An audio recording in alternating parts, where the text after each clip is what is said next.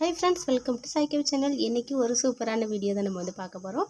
இன்றைக்கி பார்த்திங்கன்னா பருத்தி பால் செய்ய போகிறோம். எப்படி செய்யலாங்கிறத வீடியோவை முழுசாக ஸ்கிப் பண்ணாமல் பாருங்கள். சட்டுன்னு செஞ்சிடலாம். என்னோடய சேனல் இப்போ தான் பார்க்குறீங்கன்னா சப்ஸ்கிரைப் பண்ணிக்கோங்க. இதுதான் பருத்திங்க. இதை ஒரு 4 மணி நேரம் ஊற வச்சிடணும். நல்லா பருத்தி ஊறினதுக்கப்புறமா நம்ம இதை அரைச்சி எடுத்துக்கலாம். மிக்சியில் அரைச்சிக்கலாம். அரைச்சிட்டு அதோட சக்கை பார்த்திங்கன்னா இப்படி தான் நல்லா பிழிஞ்சு எடுத்துடணும் வடிகட்டி வச்சு. இப்போ இந்த பால் மட்டும்தான் நமக்கு தேவைப்படும். இப்போ வாங்க பால் எடுத்து அடுப்பில் வச்சிடலாம். இது உடம்புக்கு ரொம்பவே நல்லதுங்க, ஆரோக்கியமானது. டெய்லி கூட நீங்கள் குடிக்கலாம். குழந்தைங்களுக்கு இந்த மாதிரி செஞ்சு கொடுத்தீங்கன்னா கண்டிப்பாக சாப்பிடுவாங்க. இப்போ அடுப்பில் வச்சாச்சு. கிளறி விட்டுக்கிட்டே இருக்கலாம்.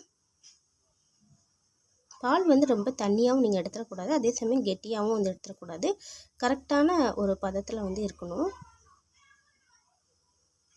இப்போ பாருங்கள், ஓரளவுக்கு ஒரு திக்னஸ் வந்திருக்கு. இப்போ இதில் நான் சத்து மாவு கரைச்சிக்கிறோம்.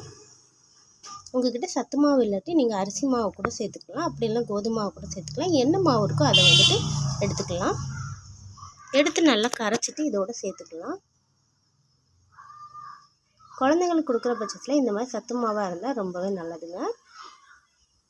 இப்போ வெல்லம் சேர்த்துருக்கேன். வெல்லம் இல்லாட்டி நாட்டு சர்க்கரை சேர்த்துக்கோங்க. இப்போ போட்டு நல்லா கலந்துக்கலாம். அதுக்கப்புறமா பார்த்திங்கன்னா அந்த மாவு கரைச்சி வச்சுருந்தோம் இல்லையா, அதை சேர்த்துக்கலாம்.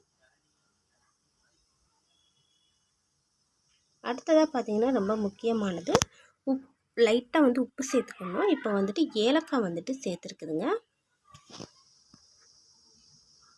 ஏலக்காய் சேர்த்து நல்லா கலந்துக்கிட்டுக்கலாம்.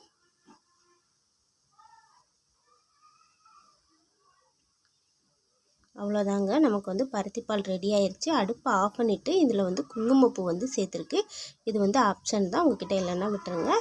இப்போ நம்ம குடிக்கிறதுக்கு ஊற்றிக்கலாம். இதே மாதிரி நீங்களும் செஞ்சு பாருங்கள். இந்த வீடியோ பிடிச்சிருந்தா மறக்காமல் சப்ஸ்கிரைப் பண்ணி பக்கத்தில் இருக்க பெல் பட்டனை கிளிக் பண்ணிக்கோங்க. லைக் பட்டனை தட்டிக்கோங்க. பாய்.